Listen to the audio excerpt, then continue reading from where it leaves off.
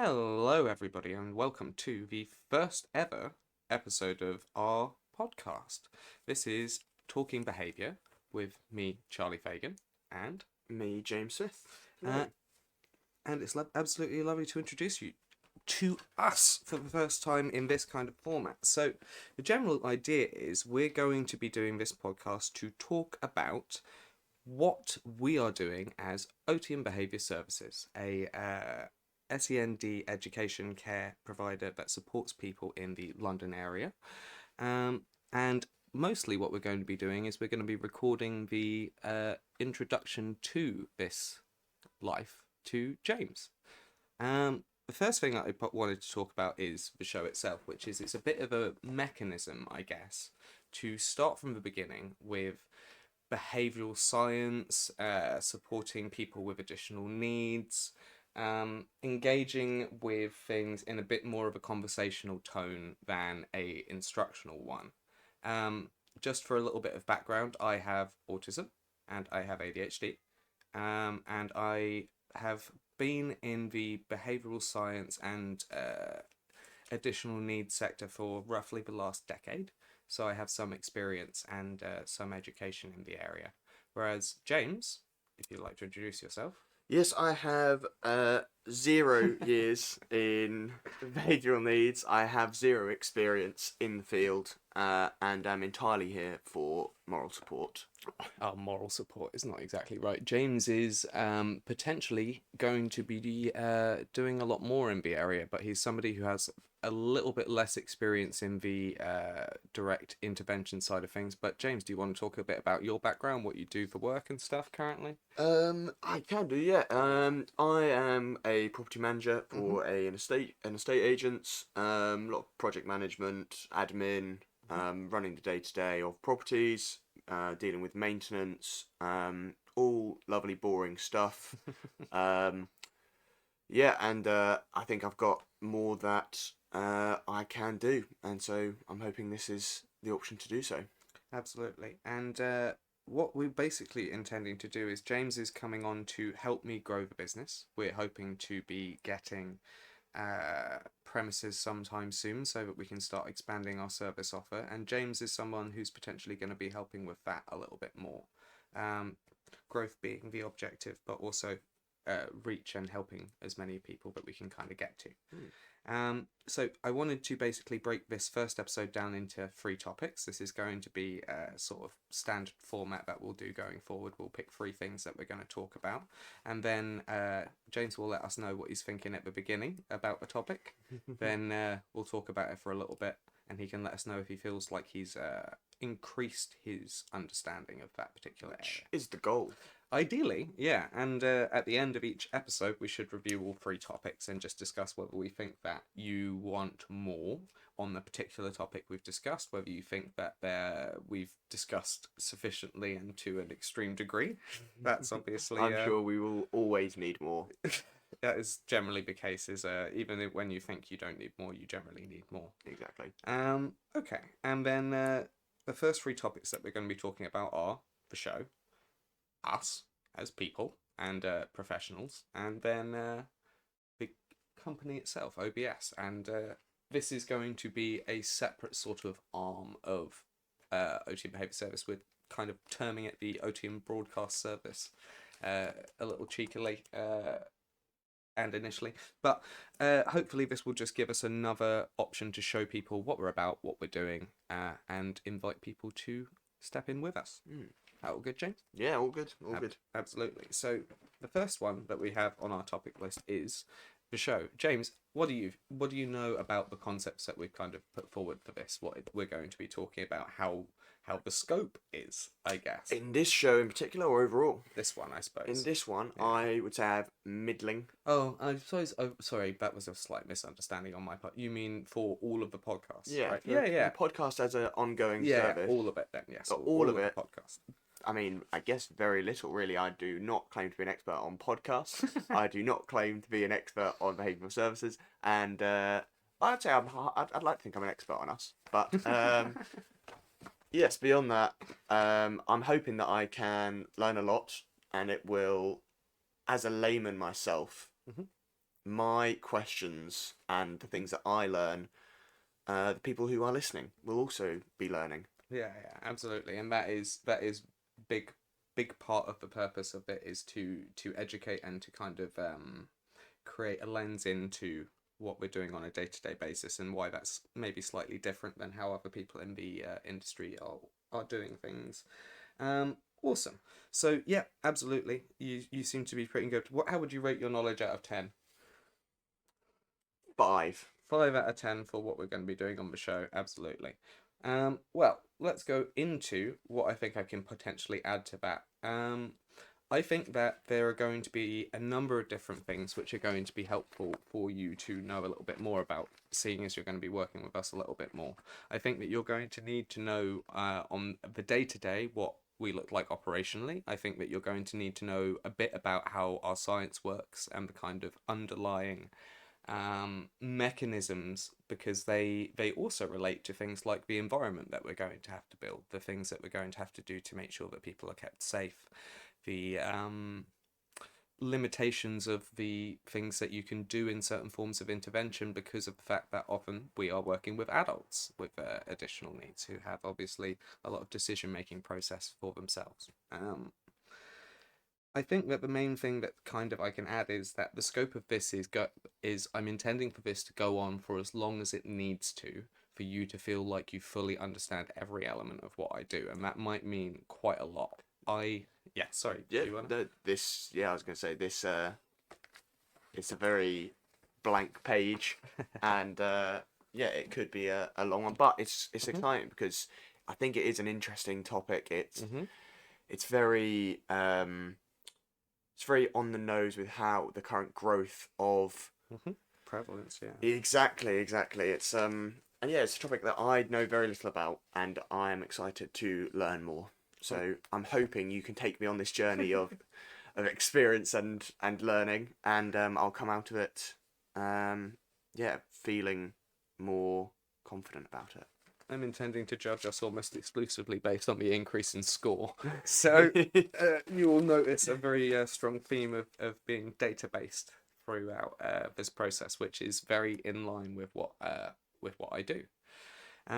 Okay, so this will have some elements to it which are going to be kind of interpersonal, right? Talking about things like communication, because we often work with people with autism spectrum disorder who have specific barriers in communication with others, which impact a lot of different areas in their lives. Often the people that you see who have additional diagnosis on top of it, like a learning disability, or there's a specific one which is global developmental delay, which talks about kind of you lose some function in different areas because you delayed your development through other stuff interacting, and these sorts of things are part of the process. Some of it's about communication, some of it's about almost a self-help style of people are encountering problems in their lives which are causing them to um, engage with their environment in a way that causes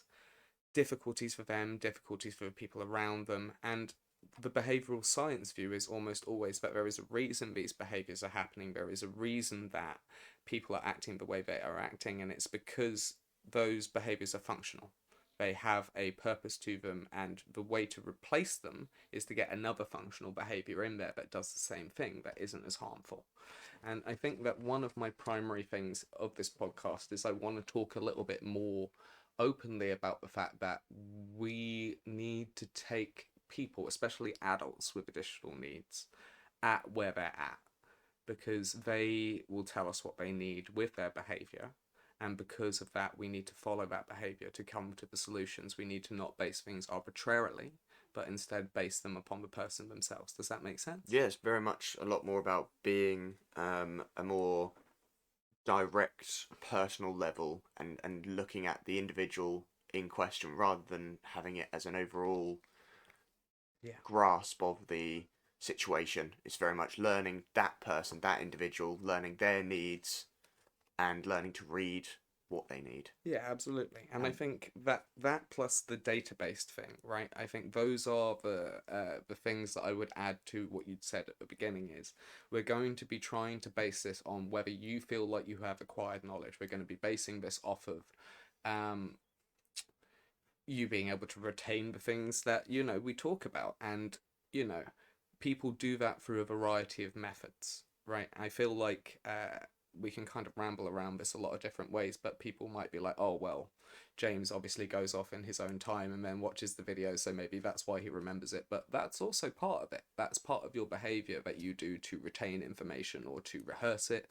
And most people do those things, and it's not a huge impact, the fact that this is you talking on the video, because the truth is you have to be interested about what you're talking about to go and re-review it. Yeah. And otherwise you would only re-review it once. If you were more interested, you might do it 2 or 3 times, right? And that does, reinforce the situation. Does that make sense? Yes, yeah, it does. Absolutely. So I'm gonna very quickly go over the thing. We're obviously doing the purpose to inform people, create a transparency to what we're doing on a day-to-day basis, but also to create a environment to talk about things differently for the people that we work for, to talk about what it is to be working with adults with additional needs and what their profiles can be like, and to potentially give a slightly different view of things from some people with experience in a couple of different settings where it could go a lot of different ways. Nice. Where do you think you fall on that one now out of 10? I think I've definitely gone up. Obviously, I think we will grow more as we talk more. I'm gonna say I've already gone up. I'm already learning. I'm gonna go up to a 6. A 6. Yeah, I'm going That's up. not bad. A point of increase is And that was fine. only a few minutes. So Minutes. Think about what we can do. What we can do when we have absolutely hours of me droning on over and over and over again, repeating myself so that you get the idea. You may notice that James and I have a certain rapport. It's because we've known each other a very long time now, actually. Yeah. I think I've actually been working in the industry longer than I've known you, actually, but that doesn't mean it's not been a long time, considering, I think that says more about your experience than the length of our friendship. Yeah, potentially. I think it's an industry which people find difficult to stay in the same form for a very, very long time. I think you either need to progress and get change and new experience in it, or you need to you need to find different things to do within what you're doing, I guess. I suppose I'll explain that later, but it sounds a bit so moving on to the second topic, the actual one which you said you have the highest level of knowledge about was us. Us. Yeah, us. So James, before we go into it, how well do you think that you know us? Well, I'd like to think I'm an expert on myself. Expert on yourself. And I think I know you pretty well. Yeah. On a personal level, as a friend, as a human. As a human. Allegedly. I'm allegedly human, yeah, exactly. But there are gaps. There will be things that I don't know, things about your past, things about things that you do for work. That's true. And, part of this will be exploring that. Yeah, it's true. And learning. So I'm gonna go. I mean, I know myself, so I'll go for 7 overall. 7 as a base. That's not bad. I feel like knowing both of us as a 7 is pretty good. That would imply that you think that you know yourself 10 and maybe me about 6. I would assume. We'll go with yeah, that. yeah, I think there's definitely things that I will learn about myself, I'm sure, as well. 100%. I suppose technically that means you might actually only know 5 on me. Looking at it. Possibly.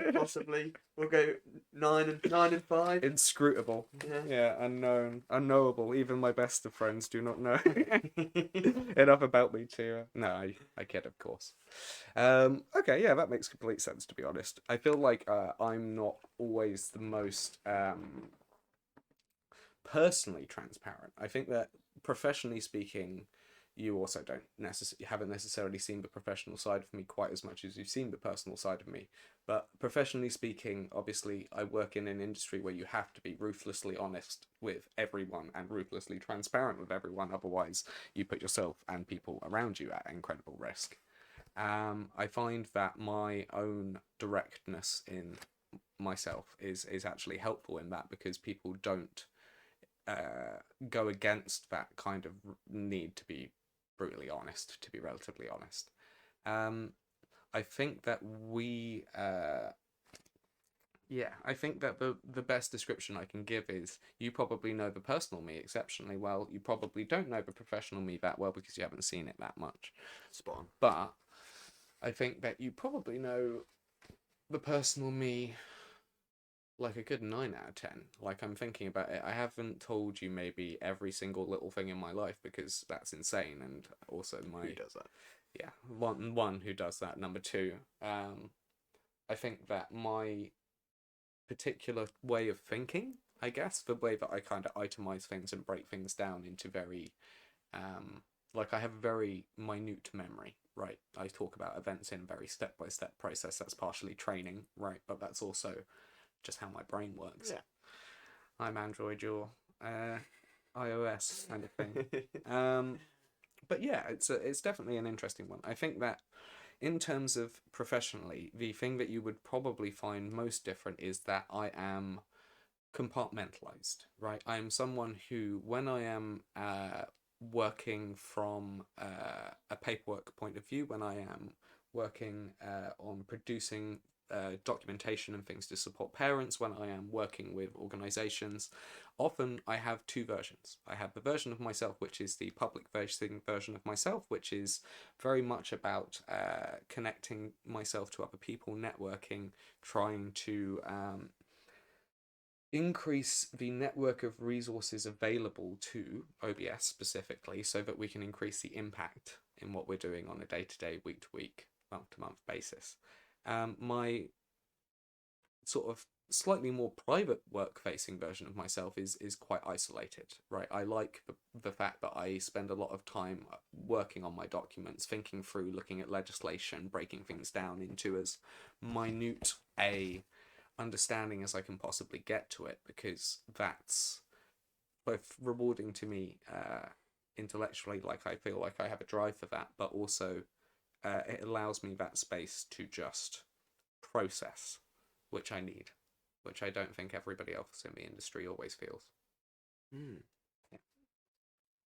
So that's sometimes why it seems like I have kind of this, when I'm talking to people and when I'm in public, it's very, they call it masking for a reason, but it's as much me as the other part of me. It's just the part of me that I bring out in those circumstances, because they are the ones where it's correct to be that way.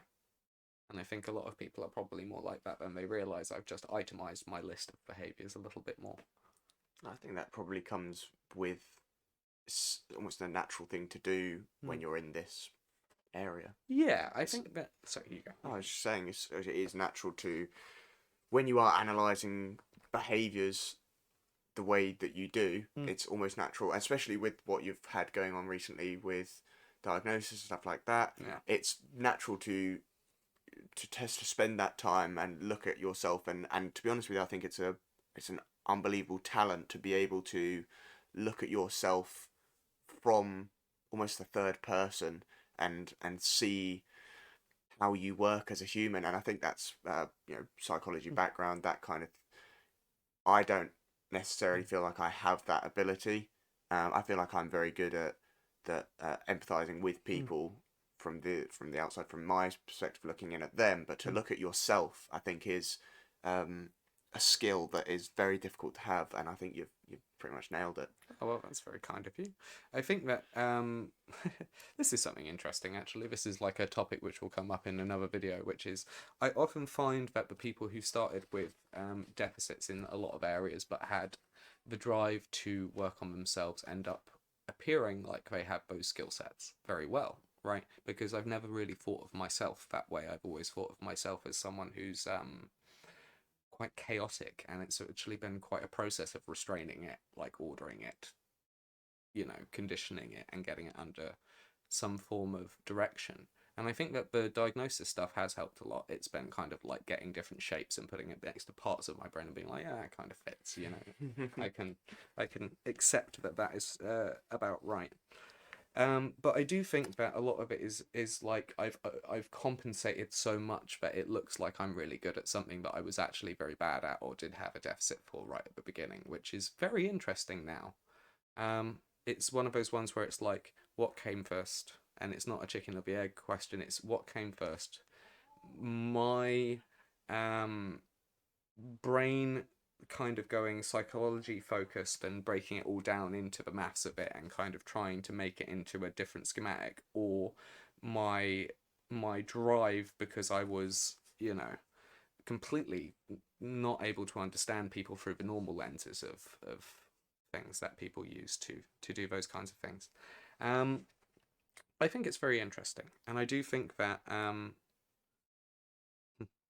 I think self-reflection is incredibly difficult, and it's not always been my forte. Can you remember a time before you looked at the world that way? Yes, How was that? chaotic. I would describe it as here's the thing, right? I'm 2 diagnoses down in the last 6 years, I'd say, right? Like I got diagnosed with, oh, wait, no, 4 years? 4 years, I think. Yeah, I got diagnosed with ADHD when I was 26, and I got diagnosed with autism at 30, right? And so beforehand, with the ADHD diagnosis, that is 75% of my life, right, was not on ADHD medication, was fumbling and bumping into things and crashing and all of this stuff and frustration, right? And I think that the first diagnosis helped a lot because it got me medication, which literally turned off some of the switches which were impeding me, right? While it's working, while I've got it accessible. That's one of the difficulties with it. Can go into ADHD in detail on another specific thing. But yeah, I do remember what it was like before, and that's the complication is I appeared more typically developing before both diagnoses because my ADHD symptoms were untreated, which were interfering with the autism because I couldn't control my environment. The best description I heard recently, which I think is, spot on, is like my autistic self craves order. Like really, like it's necessary for me to be able to actually do the things that I do. If I've got too much around me, it just fully blows through my processes and I can't handle it. So I have to do things one at a time. It led to me switching off my recognition of things in my environment that would normally bother me. And so then you just kind of you deal with it. You live in it, right? But then you get the ADHD medication and suddenly you can impose order, but you've got all of this backlog, right? For 26 years of you not having done all of that. And for a while, it feels like you can do a lot, but nothing in the actual thing is changing, right? Like none of the external conditions, you're just working a lot better within those conditions. But I found that the autism diagnosis specifically kind of filled in the gaps around that and made it completely understandable why as soon as I took the ADHD medication it felt like I could do everything, but also like everything was overwhelming me suddenly and imposing on me because my autism suddenly came back and kicked in front and was like, no, actually you've been living in a very complicated manner, I guess. Does that make sense? It does, yeah. Yeah. So, James, after how well do you think you know us or me? I suppose this is a technical one, right? Yeah, yeah. Because you know me. I'd say that I know you a good 8 out of 10. I think. Yeah. Yeah. I think that you are much quieter with yourself than I am, but I think that yeah, you're very emotionally honest. I think that comes with having a simpler life. I think you're doing very well. I think that it's not exactly simpler. You've just definitely chosen things Well, it which is, are. but I also have less complications. I have Mm. less stuff going on. Yeah. You're just built more for the world as it is, right? And Exactly. that's I'm going to put a big point on that one actually, which is this is something that will come up as a theme throughout, which is I do not believe in the world being full of people who are like well or disabled. right? There are people who the world is designed for, i.e. typically developing people who are 80 to 90% of the population. And then there are the 10% of us who have to live in their world and only have 10% of it adjusted to us, right? And so I think it's completely fair enough that you function very well within this world because you represent 90% of the population. From my understanding, you haven't gone through any diagnostic process, so far as I know, but that doesn't necessarily mean there's not something underneath. James is a psychopath. That's really what it is, yeah. Cut that out, cut that out. Yeah, cut it out, bleep it. I'll start searching my shed. If I had a shed, if you had it would be filled with skeletons. Yeah, exactly. Hence why you're not allowed a shed. Exactly. Anyway, you continue. Yes, I would say that this discussion has been already a window into how your world works, which, although we have discussed at length previously off air, it is refreshing, and it's so intriguing, like, to hear you talk about it, like, at once and with the focus purely on you as well, because normally, obviously, when we're talking about it, it's more that's not the focus of the conversation. It's just it's, you know, splattered in various moments, whereas I like the focus that we've got on it. Say I've been deflecting my entire life about saying I've been deflecting, right? That's exactly. Yeah. But no, already, I mean, I wouldn't say that's. I think I did already sort of know everything that we have talked about, but it has been so interesting hearing it. I wouldn't say that it's increased the score. I'm giving it a 7 out of 10 still. Which means this is a total failure. No, scrap the whole thing. Burn the house down. No, okay. But no, honestly, it's interesting, and I'm looking forward to. I'm gonna put an asterisk next to it so that we come back. Can I give it a point? Yeah. Point one. Can we give it like a 0.2? 0.2. That is still an increase, you know. I'm actually pretty happy with that, you know. All right. So that actually is the end of topic 2. We were going to talk about doing potentially a break time around that point. You up for taking that now? Yeah, absolutely. Well, honestly, this has been super good, and I'm looking forward to coming back after a break. Back to Talking Behaviour with the Otium Broadcast Service, which is myself, Charlie Fagan, and James Smith. Myself, hello. Excellent news. So we are coming in for the second half of this episode, and we're talking about the final of the 3 topics, which was Otium Behaviour Services, which is the company that James has been working with us for almost like a year now, effectively, part-time, and that I've been running for almost 2 years now, actually, getting there. So I guess the first question that we have to ask is, what is your knowledge about what I do with my time at a 10 beforehand? Well, I definitely know a lot of the sort of background stuff and what you use, and how you help people. I do not know what you do on a day-to-day, and how your actual interactions go.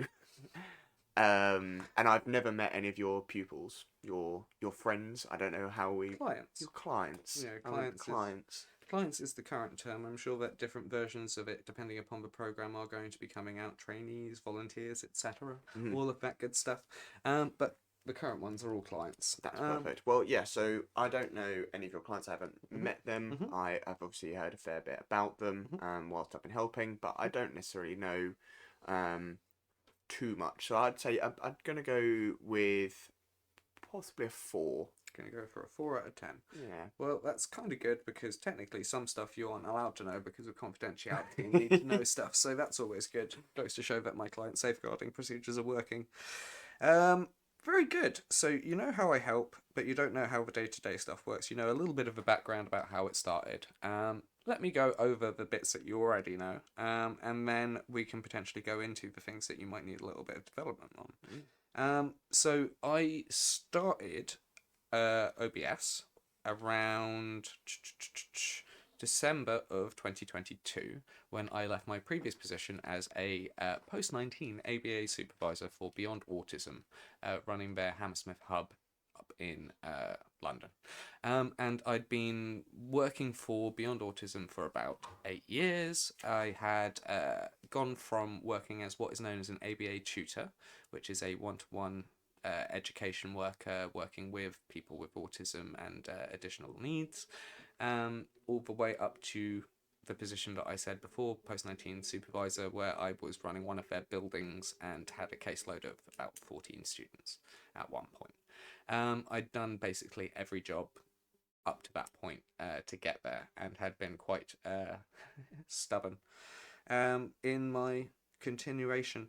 But they, they trained me very, very well. They provided me with education. They got me my master's degree, and I left there with a master's in applied behaviour analysis, which is the theoretical basis for pretty much what I do. Behaviour analysis and ABA and positive behavioural support are three terms which will come up a lot in these discussions. I am not a board certified behaviour analyst or a UK certified behaviour analyst, which are the two official terms for people who have completed their supervision training and received accreditation from the UK body and the US body.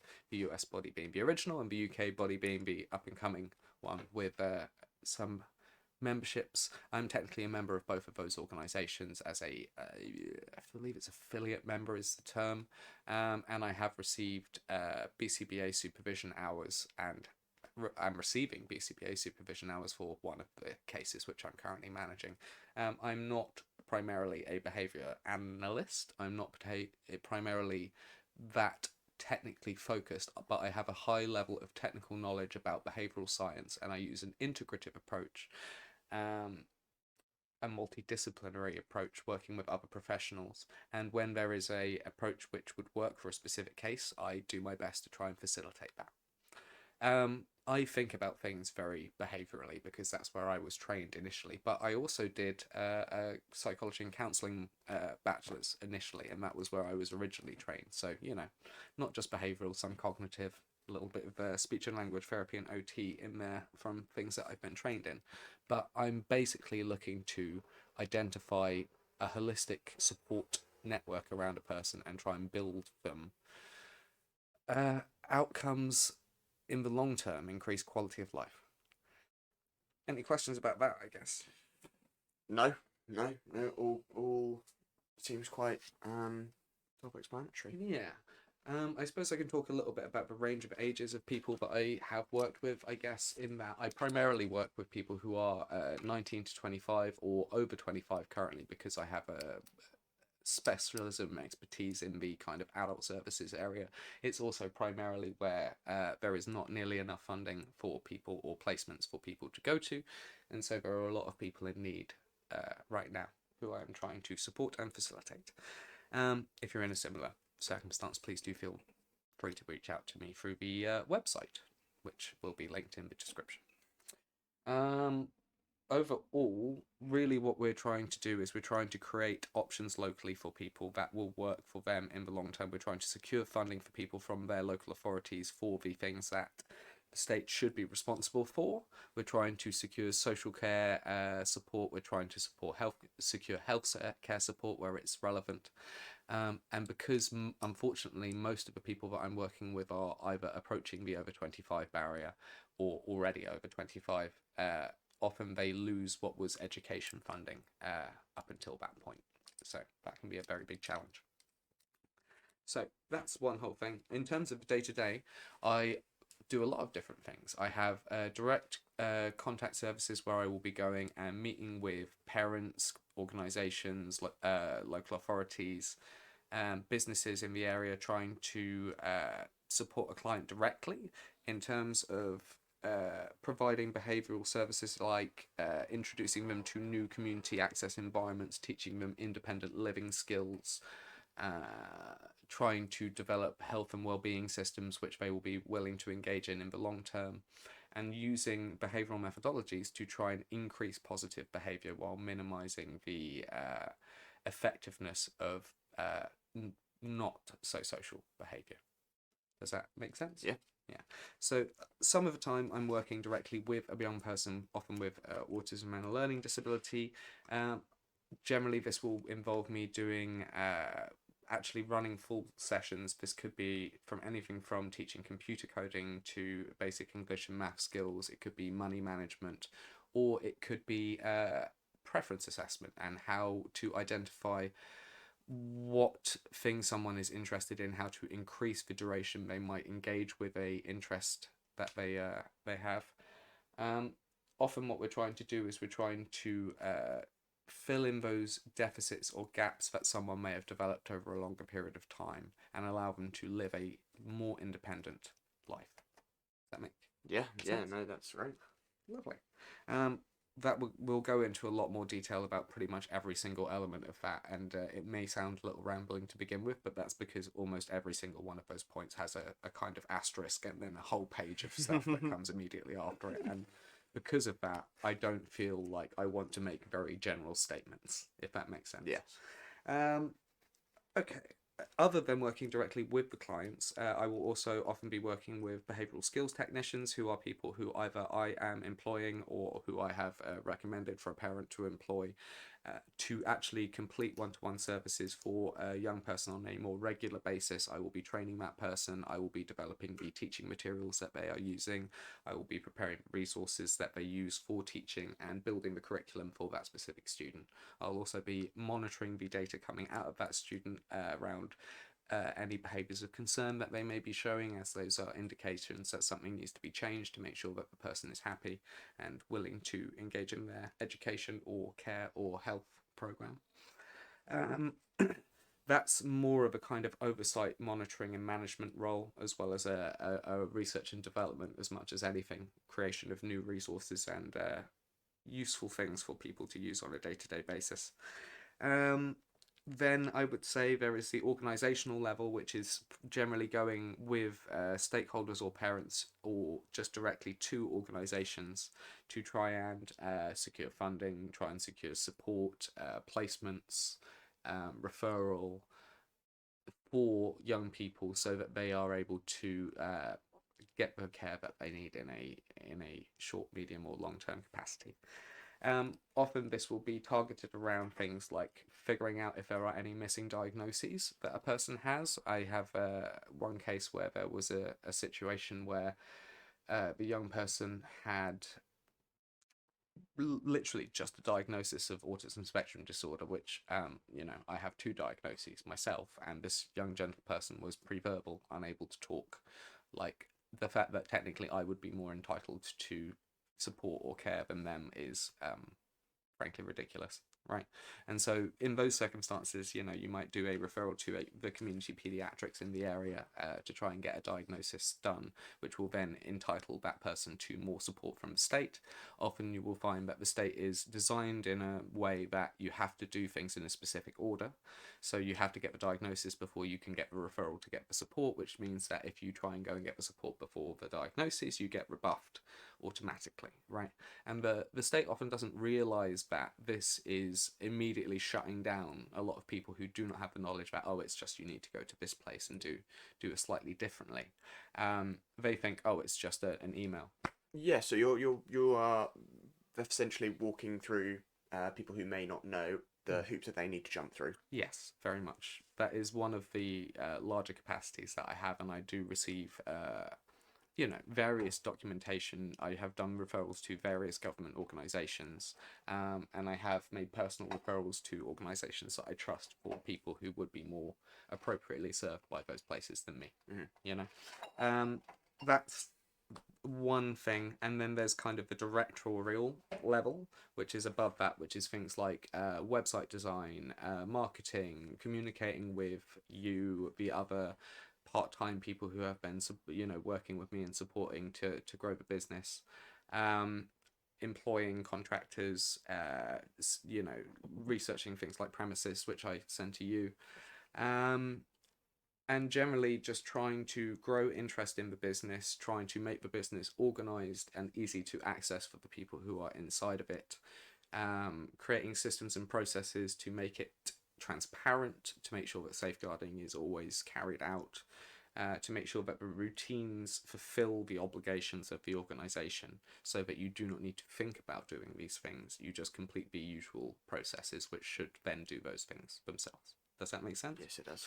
My whole thing is systems design, right? It's systems design all the way down, whether it be systems design for the organization, for the way that I'm interacting with local authorities, whether it be for how I interact with parents, or for how we work with the individuals themselves. I think the whole thing for me is that each system needs to feed into each other correctly for something to be efficient. If you have two systems on top of each other and one of them is feeding correctly into one which is blocked, you get a blockage. Right? And often this is the level that people don't think about on the outside. They think about it in the microcosm, right? The single event that is happening in front of them. I would very, very much recommend people take a step back and look at all of the situations which are related to each other, and then try and see how those systems are interacting with each other. It's so interesting. Yeah. So being autistic has helped with my work far more than I would have thought, right from the outside. Behavior analysis is good for teaching people with autism because they are very logical, straightforward systems-based people, and it's a systems-based design. They create reinforcement-based systems on top of things to keep behaviors going, which is also how the environment works, by the way. You go to work because you get paid, right? But there is an element to it which is understanding that those things which seemed random to me at the beginning are not random. They are just multiple complex things interacting with each other, and that looks random to an untrained observer, right? And that's true for most things. I'm sure that there's chaos everywhere, and how those interactions goes to, I'm sure that you could scale it almost infinitely, but we don't have the ability to process that amount of data personally, right? I just am working with the information and input that I have going and trying to create an output that is beneficial to everybody in the environment around them. Do you feel like you know anything more about what I do? Yes, 100%. I do have a sort of a slight question just on one point. Please.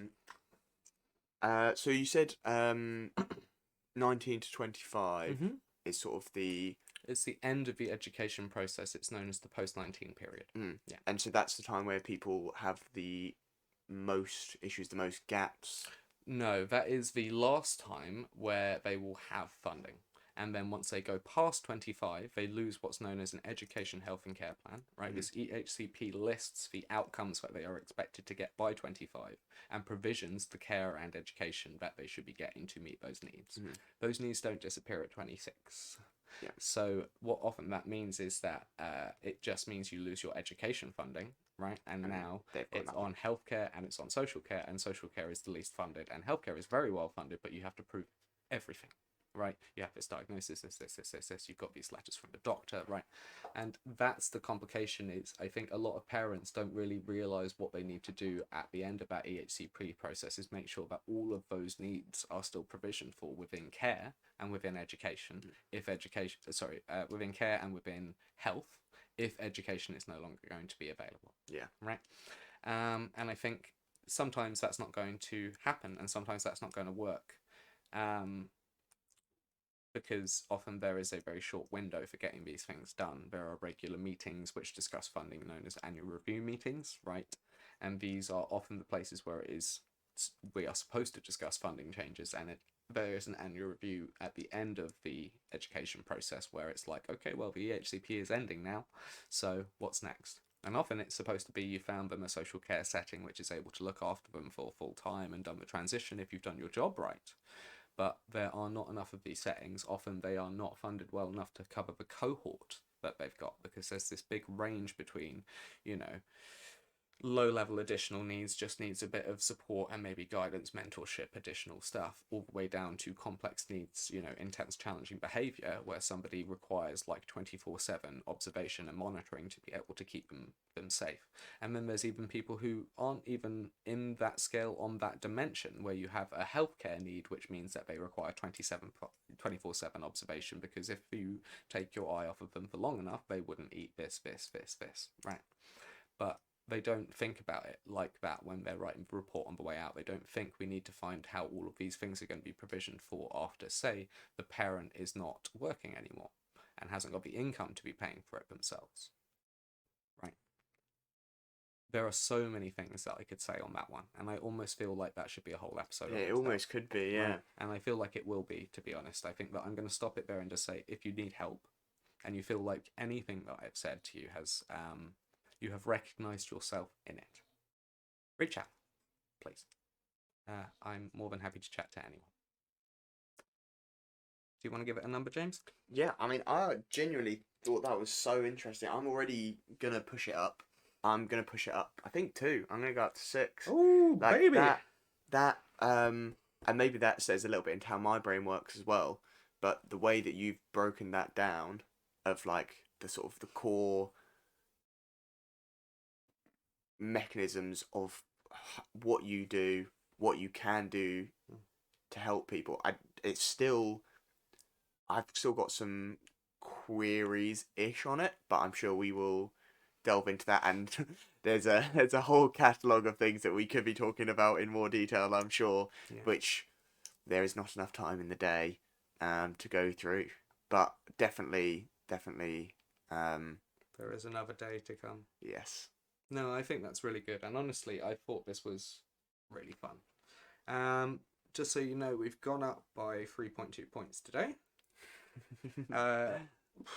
What's the total? All right, so let's have a little look. You've got, out of a total of 30 points, we started with 5, 12, 16. Okay, and now we are on, so that means 14 potential points gain, right? Then you've got 3.2 point gain. You've got a phone in your hand. Do you mind doing 3.2 over 14 times 100 for me?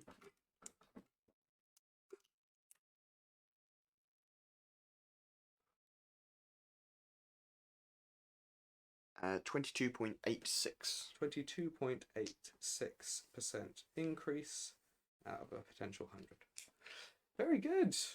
I honestly, I think that we went into probably the right amount of detail over each of those things for where we're at. I think that technically all of them we're probably going to need to come back to in various different ways. Definitely. But we're going to come back to them in different specificities and different focuses, which will probably bring more information to the wonderful people. I need to remember to lean forward so that I don't have to mess with the sound so much. But all in all, thank you so much for agreeing to do this with me. I think that you are exactly the right person for it. And thank you for going on this journey generally with me. No, thank you for having me, man. It's I'm excited. Yeah, me too. And we shall, I'm sure, discuss the next episode soon. Thank you, everyone. Thank you.